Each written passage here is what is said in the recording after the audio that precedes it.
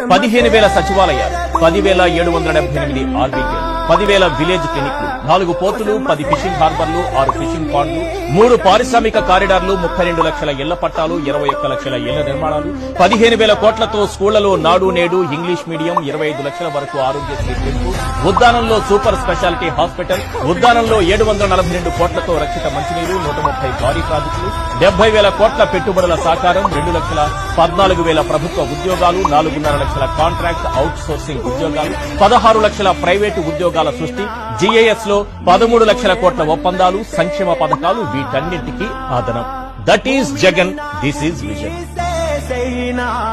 నీకు ఏమన్నైతే